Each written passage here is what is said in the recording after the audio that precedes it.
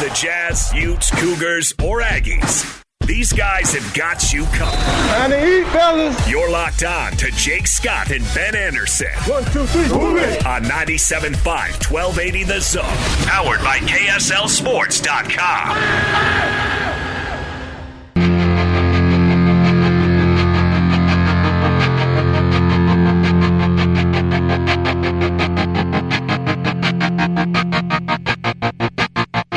I walk a lonely road, the only one that I have ever known.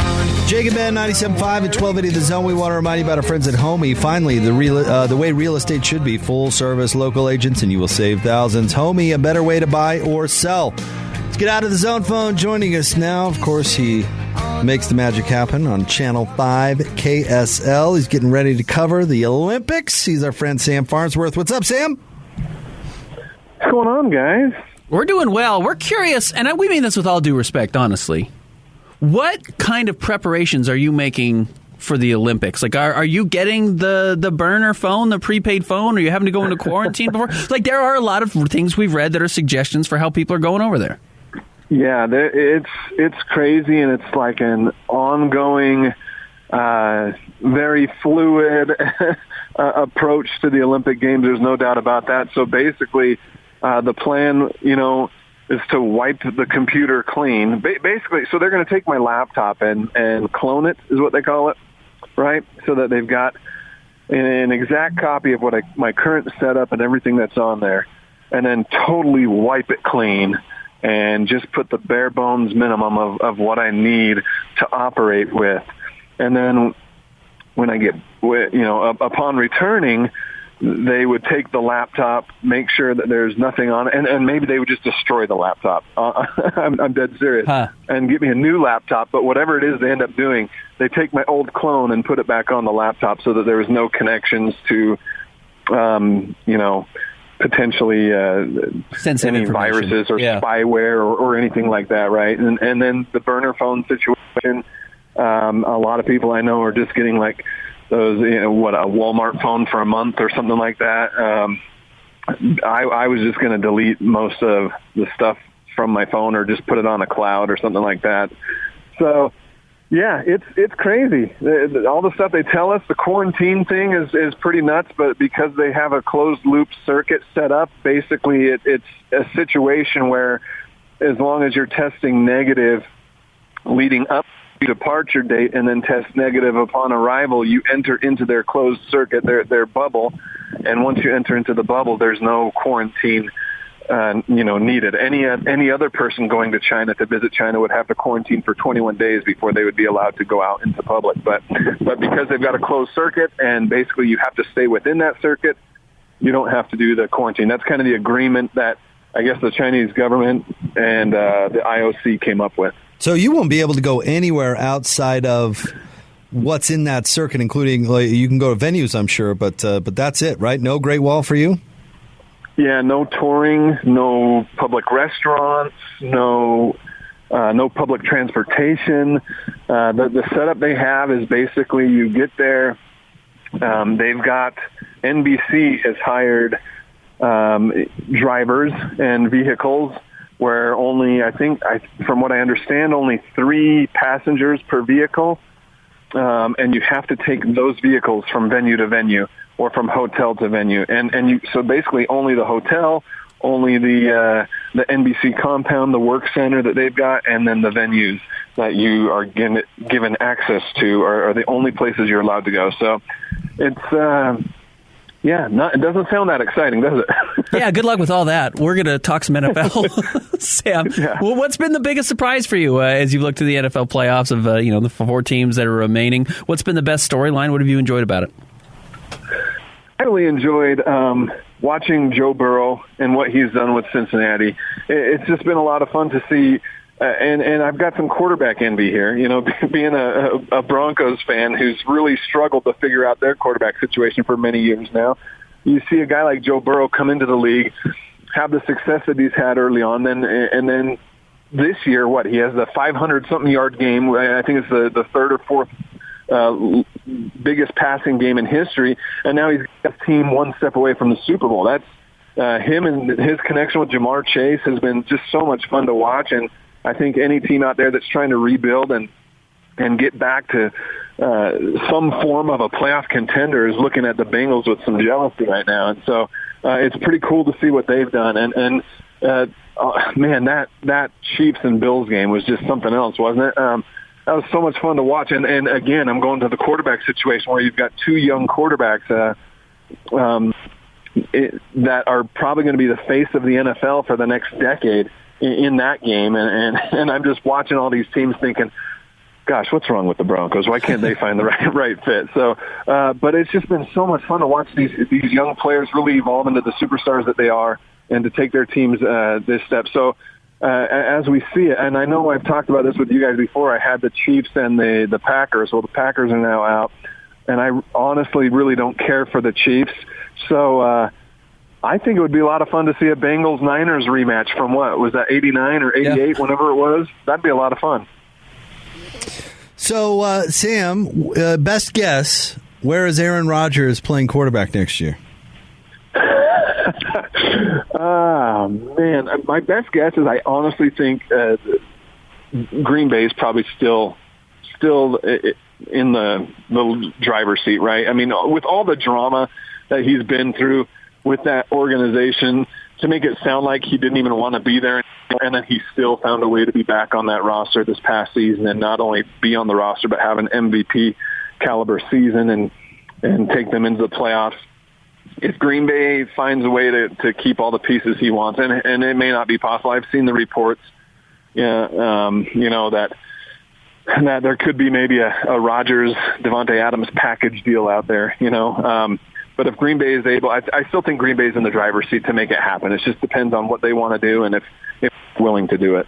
Let me ask you this, Sam, because you're talking about it right now with the quarterback envy of the Denver Broncos, and there is quarterback envy for a lot of teams around the NFL. When we look at Pat Mahomes, and we look at Josh Allen, and we look at maybe Burrow now is the most recent one, but obviously Herbert's pretty incredible too. Are we going to continue to see this crazy influx of talent? Like, is that just the new standard for quarterbacks coming into the NFL, or does it just so happen we have three potentially all-time greats, and they're all have been in the league 5 or 6 years or fewer, and it just so happens they're there, or have we raised the standard of where all the quarterbacks that are coming to the league are going to be these Madden football game like types of players? That's a great question. I mean, I think there's been a little bit of luck in the draw here, similar to we've seen this kind of over history of the NFL, little waves, little pockets of quarterbacks kind of all coming into the league at the same time. Elway, Marino, Jim Kelly, they kind of all came in that same era, right? And then now you've got this, or you had Roethlisberger, Manning, and Rivers all come in together. Now you've got these guys all kind of coming in together. The problem is, to answer your question, I don't think that's the norm. I don't think I'm looking at this draft class and I'm trying to figure out, is there a quarterback that could be, a star NFL starter? And I just am having a hard time pinpointing one in this draft class. But when you have all these young guys, and this is the problem the Broncos have had, you have that expectation level and the lack of patience, I think, to develop quarterbacks at times. So I still think there's, for example, I'll bring it local. So Zach Wilson, he didn't have the greatest rookie year, but I still feel like I watch his video and I see his skills, and I still think, if he's in the right system and has patient coaches, that's a guy who could be a good starting quarterback, maybe a top 10 in the next 4 or 5 years. But the problem is, do teams have that patience anymore? It's almost like we have to strike in year 1 or year 2, and if not, we're moving on. So I just don't think that should be the expectation level. But these young guys, if they find the right system, like Josh Allen is one of those guys that I didn't think. I'll call myself out. When I saw his college video and stuff, I'm like, man, I don't know how he's going to translate to the NFL. But boy, he has sure done that and done it very well.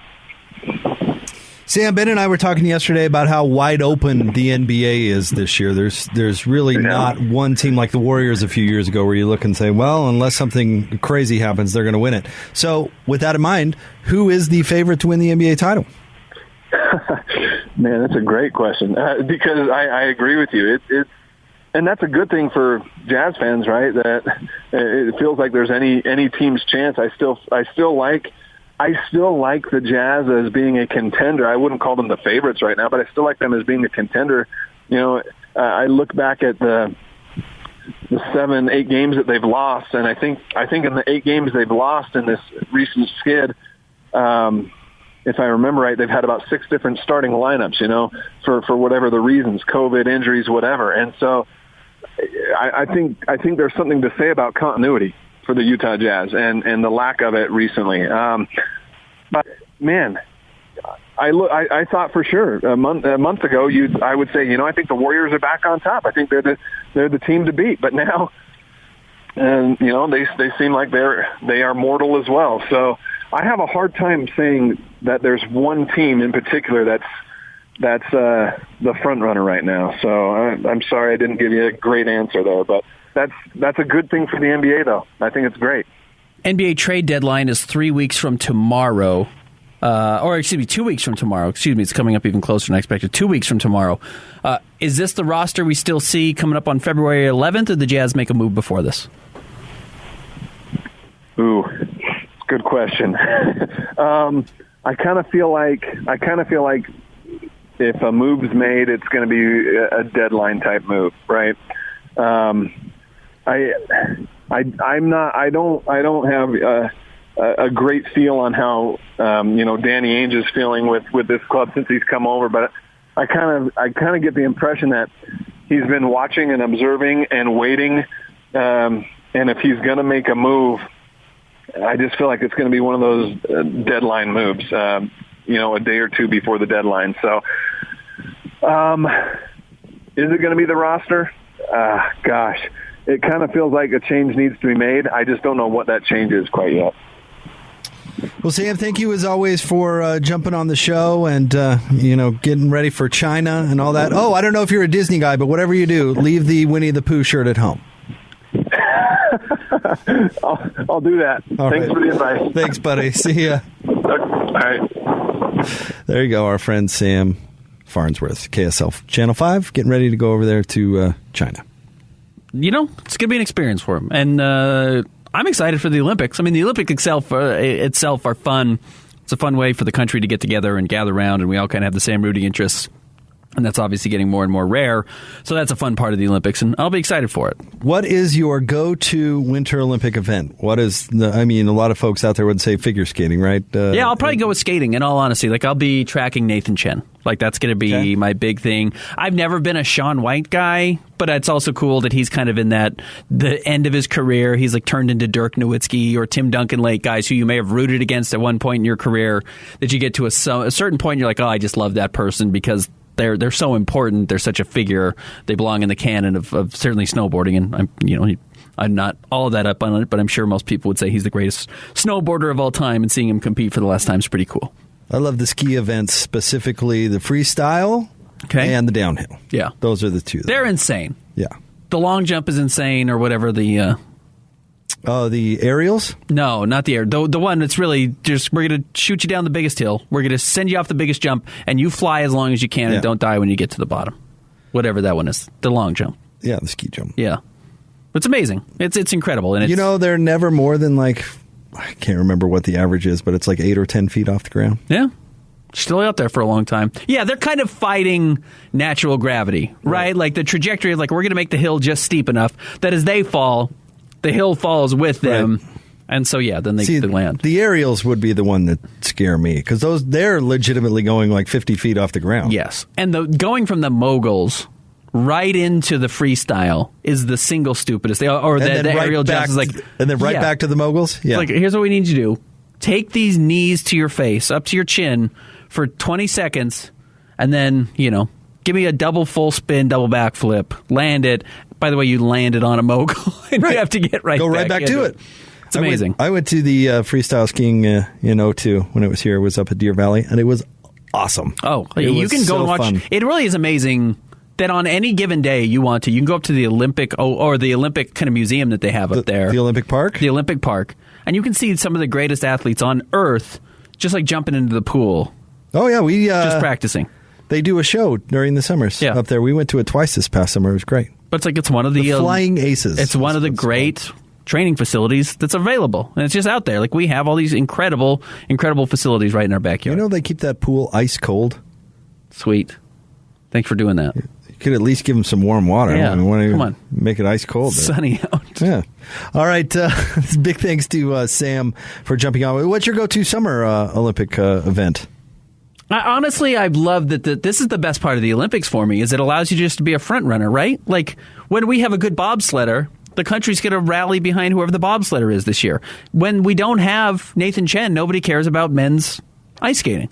But, when you have Apollo Anton Ono, great. Rally behind Apollo Anton. Like, whatever's going to be good that year, I'm fully on board with saying I'm the biggest Katie Ledecky and Michael Phelps fan.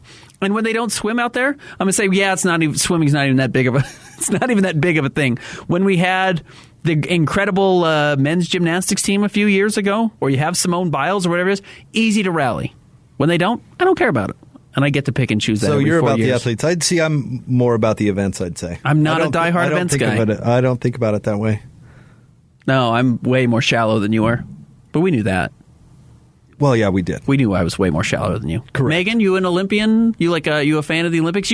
I like Megan. Miracle Megan has a big family thing. Like, you seem very family oriented. It seems like you watch. I imagine the Miracle family getting together on the couch, turning on NBC, KSL, Channel 5. You hear the music come on and the whole gang's there. Do you guys have an event?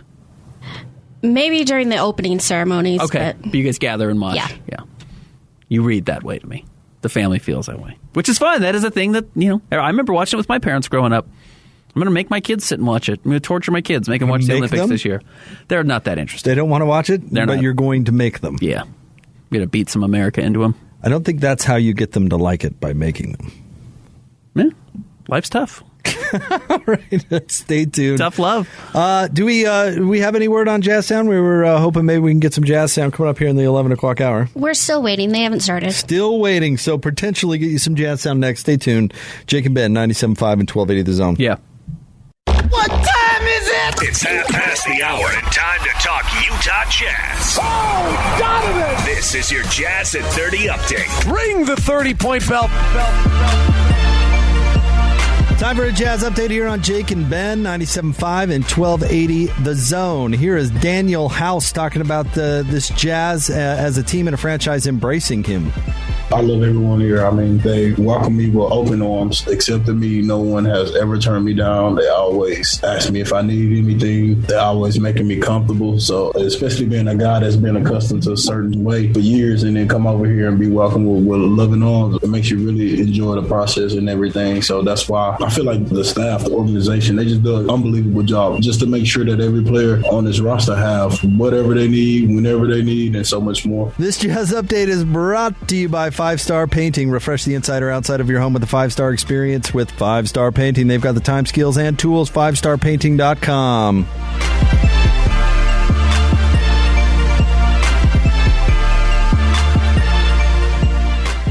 Who's got it better than us? Your home for the best sports coverage in Utah. You're listening to Jake Scott and Ben Anderson on 97.5 1280 The Zone. Powered by KSLSports.com.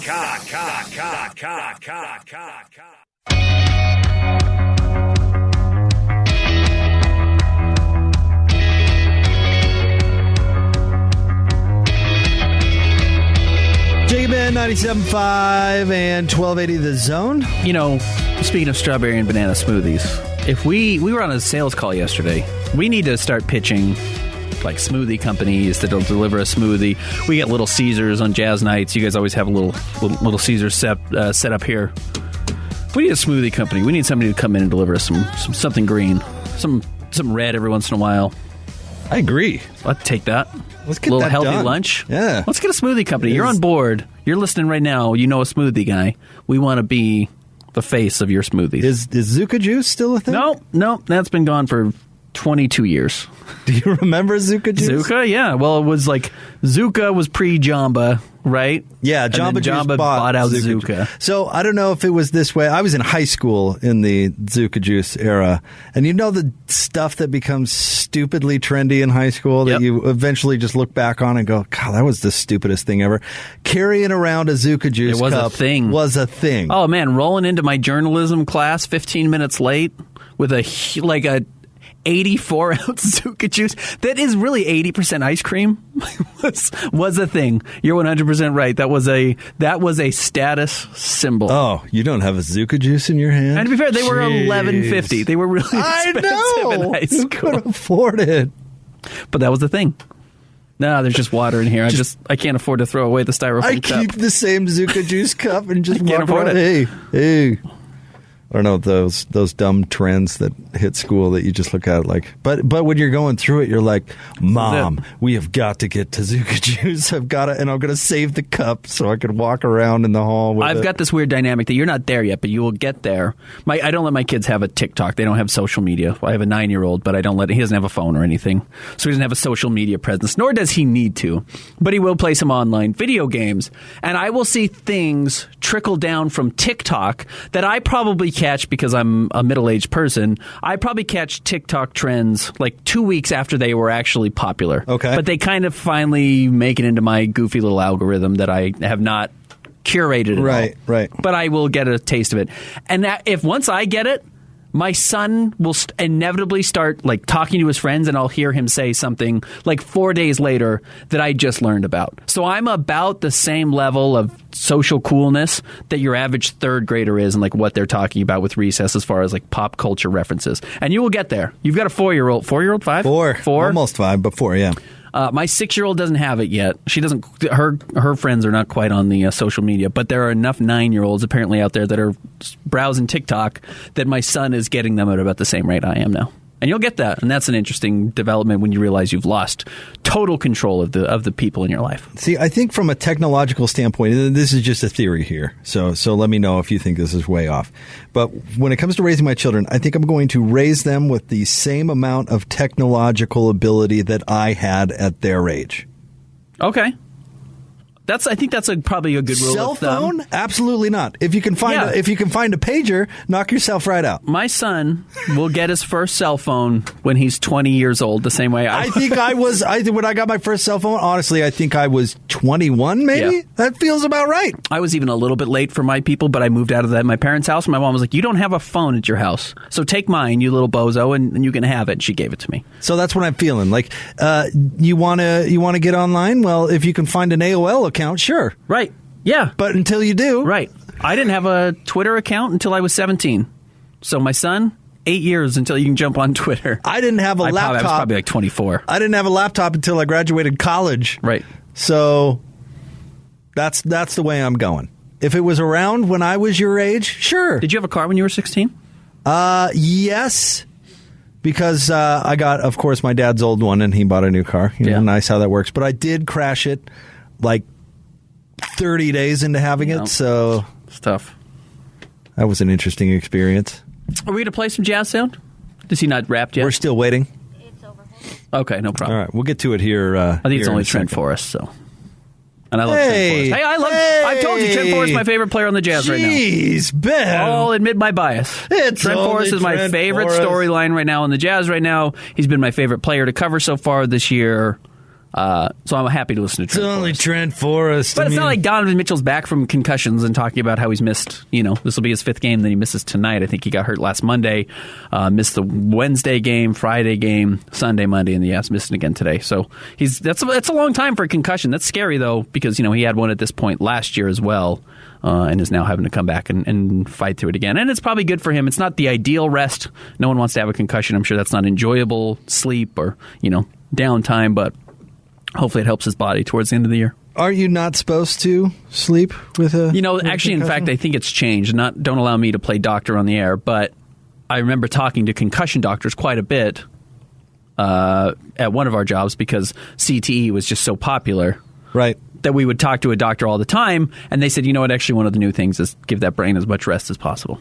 Shut it down. Let it rest. They used to think like, yeah, you're going to go to sleep and never wake up. It's like, no, you just had a really serious head trauma. You needed to go to the doctor and not sleep it off. But sleeping isn't going to make it worse. That's good to know. It is good to know. I don't know if have you ever had a concussion in your life? I haven't. I've hit my head several times where I probably had a concussion, but I never went to the doctor or anything. I had a couple of those where not getting your bell rung, but kind of you get that weird flash, like that white flash when you hit your head hard enough, like you run into somebody else and it's like you really got shook. But it's never led to a long-term headache or anything like that. I was skiing and a little out of control, and I remember there were 2 trees directly in front of me, and the next thing I remember, I came to on the other side of the trees. Does that make sense? Yes. I have no idea how I got from one side of the tree to the other. And you don't remember B. Don't remember B. Yeah, but certainly hit my head. That's bad. Glad I came to. Because who was it? Sonny Bono. Not so lucky. No, a lot of people. In a similar situation. I mean, it's amazing how recently it feels like, and a lot of it probably feels because we're seeing more snowboarding and things in the Olympics. We just weren't wearing helmets for a long time with skiing and snowboarding. I held off on getting a helmet forever. I bought one for the first time. I went skiing for the first time 2 years ago when I hadn't been for 10 years, and I bought one. And everyone on the mountain had one. I was amazed at how many people had them because nobody had them when I was growing up. Everybody has them. We've gone from nobody wears a helmet skiing to you're the exception when you don't have a helmet skiing. Which is right. Which is very right. Yeah. It's amazing that it took us so long to get there. Yeah. I'm still surprised whenever I see somebody riding a bike without a helmet. Because of how many famous people have died from skiing. We have so many examples of people. Well, yes, and just basic common sense. Yes. You're sailing down a hill at 50 miles an hour. On ice. Where there are trees everywhere. Yeah. Why would you need a helmet? You're only riding a bike on concrete. Man, why would you need a helmet? Amongst cars going 35 miles an hour all around you. Like skateboarding. Yeah. It is amazing that I never wore one. Ever? I still won't wear one when I go. I still go occasionally. So I'm going to come into work with a blown out knee or an ankle at some point. I promise you. It's going to happen. I'm too old for it not to happen. No offense, but that's the dumbest thing I've ever heard. And I still don't wear a helmet. Yeah, why not? Because I'm an idiot. Because I didn't when I was doing it, and I'm still not going to. Listen, I a couple of years ago had a coworker that nearly died because he was riding a bicycle without a helmet. Yeah. Nearly died. Ben, if I ever see you riding a skateboard, I'm 100% serious about this. If I ever see you riding a skateboard without a helmet, I'm going to be mad. Speaking of, well, then don't come to the park when I'm shredding. Don't come to the park when I'm shredding. A helmet. I'll give you a helmet. Madison Hinkhouse, who runs KSLSports.com for us, she was riding her bike, I think, Liberty Park, and she got blasted by a Honda. She got hit by a car and got a concussion. At Liberty Park? Yeah. I don't know if she had a helmet on or not, but she got hit by a car riding her bike over at Liberty. Yeah, and speaking of concussions. A big old bike lane, it would actually be challenging to hit somebody with a car at Liberty Park. Somewhat early in the morning, she's like a go-getter. She gets up and is on it, has a dog and stuff. She's an active human being and got smashed by a car. All right, let's get some jazz sound. They never figured out who did it. So if you saw someone get hit by a car and you know who did it at Liberty Park a couple of years ago, tweet at us. Let's hear from Trent Forrest. Strawberry banana smoothie. Nice. Yeah. I have a similarly dumb question. What does your shirt say? It says Kazan. It's one of the sayings Quinn gave us at the beginning of the year. So that's kind of what it is. It's just, I think, continuous improvement, just continue to get better. So it's kind of been his word for us this year. Most two-way guys don't kind of get the opportunity that you got, last night and having a couple other games. What's been kind of your reaction to that and appreciation of that? I guess my reaction is just not that I expected it, but kind of just that's kind of what you work for to get those opportunities. Especially like you said, being a 2A, you never know when that opportunity may come or if it will ever come. So definitely kind of grateful, and I mean, really, that's kind of just the work for it. Just grateful I was able to get that opportunity. What's been the reaction of your friends and family back home? They've all been excited, happy for me. So they've been waiting for me to kind of be more aggressive, things like that. So, they've definitely been excited for me the past couple games. going to say you were more aggressive in the Phoenix game, right? Like, so what led up to that, and kind of what did you learn from being as aggressive as you were? Yeah. I mean, I feel like what led up to it is just the past couple games I was more aggressive, both offensively and defensively. So I feel like it's just kind of been a combination of just building on the last few games. What I learned from it, I feel like just that I can do it at this level. Kind of going back to the two-way thing, sometimes it's hard for guys that's in my position, like as a two-way, to know kind of if you're good enough, things like that. So I feel like that's probably the biggest thing I learned from it. Just know that I can do it on both ends at this level. So I would say that part. Going off the theme of constant improvement, where do you feel like you have really improved since you've been here? Honestly, in every aspect, defensively, understanding our system, being more confident in my voice, being kind of a leader when I am put in those positions. So I would say just in all aspects of my game, I've been able to improve. From the portion nights that we get to see, we see you out there working one-on-one with her. What are kind of some of the specific things that you guys are trying to hone in on? A lot of it is just my rhythm, just in my shooting. If it's kind of what we were just doing, kind of one-on-one moves, having a good rhythm, a good pace, and just knowing that rhythm and being consistent with it. What's the most fun part about living the NBA dream?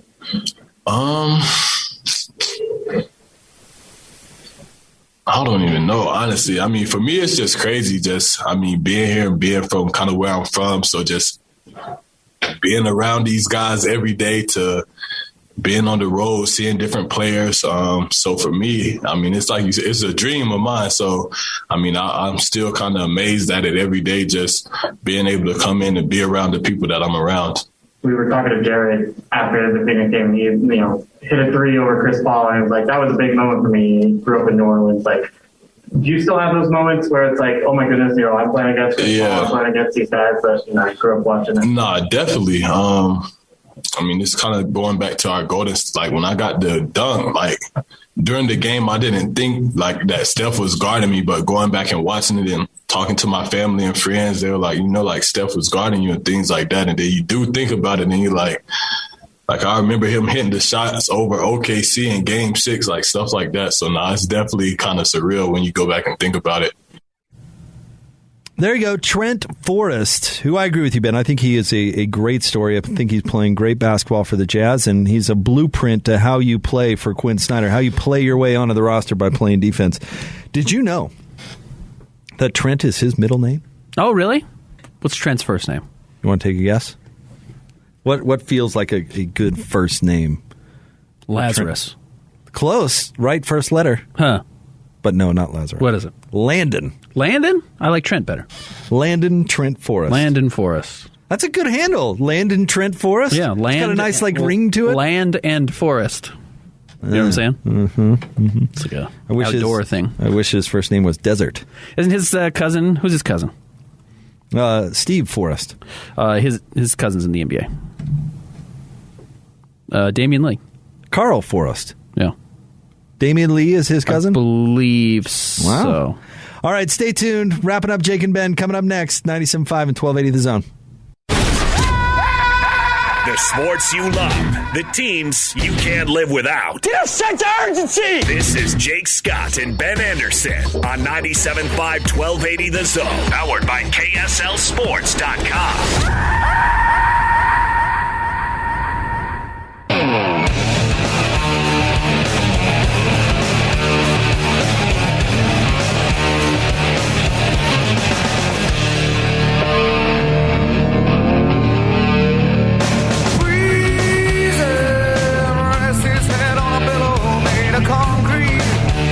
Jake and Ben, 97.5 and 1280 The Zone. Man, this is a good song. Hard to beat Pearl Jam. Seriously.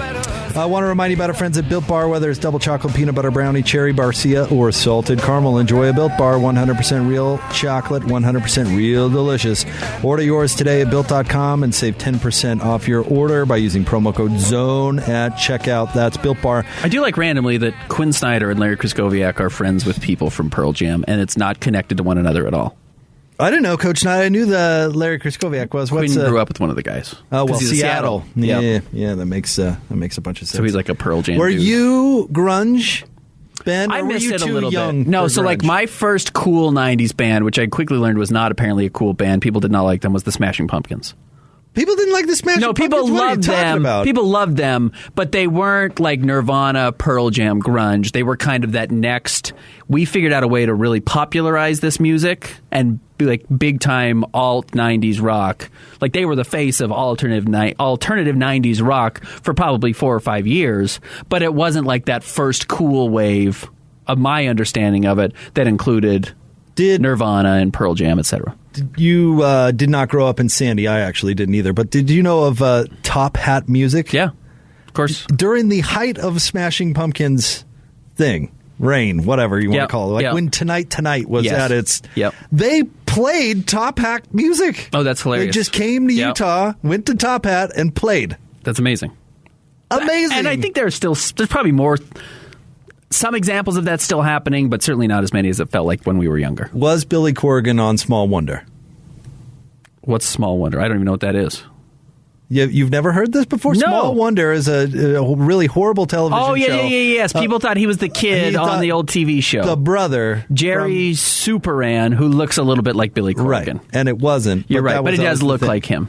You're right. And there's another band, like a modern band, that has a guy, the lead singer looks a lot like Billy Corgan, too. That was... a funny thing. So that was my band. When I was blading, because everyone was blading in the mid-90s, so I was born in 86. So I was probably like 10 or 11 years old. And I would blade down to Play It Again Music on 7th East and 21st South. It's gone now. But I bladed over there, and I probably wore my blades into the store. I'm sure they were so bothered that I existed and would just like go and rollerblade around this Play It Again used CD store. And I bought 2 CDs, and I think one of them was Melancholy and Infinite Sadness, which was my first like cool album, the Tonight Smashing Pumpkins album. And I bought a Cranberries album randomly. So those were like my first music purchases of my life, where I was like, I stolen enough money from my mom or however I got money at that point. Like, you got $3, you got $4 here. You're just like, I'm going to collect this money that I've been given for lunch in junior high school or whatever. I'm going to collect this. I've gotten money from Christmas still left over, and I'm going to blade down there, and those are the albums I'm going to buy. I've told you my kind of reasoning why I like records. And really, I say 2, but there's 3, and I'll get to that in a second. Like, one, with digital music, you don't get to appreciate the album art, which is a thing. Like, with buying 100%. records. And in fact, like even CDs, you don't even get the appreciation that you get with the vinyl, right? Which is like a huge magazine almost. And then, the inside. But even CD books were cool. Right, yeah. Very cool. So you miss out on that with digital music. One reason I like records. The other reason I like records is because it doesn't force you, but basically you have to consume the whole album as opposed to just picking and choosing the hits that you like, which I also like that. And then third, I love the music store. Correct. I love actually going to the music store and flipping through the albums and saying, "Oh, that would be cool." Or remember that, or finding something. There was something about the finding, like, "Oh, I haven't seen this album in vinyl or CD before, and I found it." And you get to say hi to the weird hipster behind the counter, and like, "Hey, what's new, Bob?" Yeah.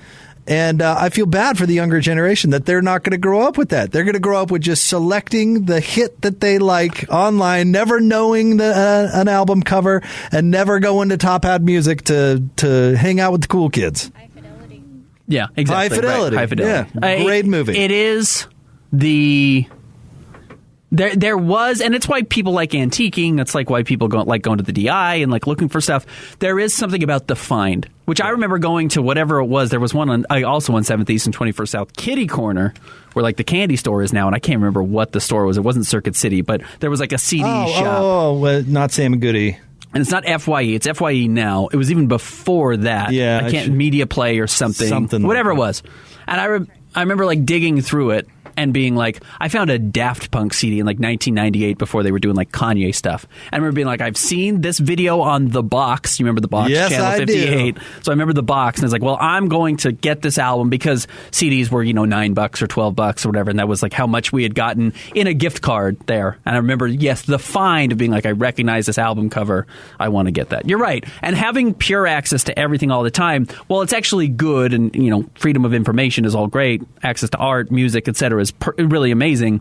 There was something nice about like the feeling, the aesthetic of going into the store, smelling it, finding it. Do you remember you could go like scan the barcode with the headphones on? It would like let you listen to 30 seconds of a song if you wanted to listen to it.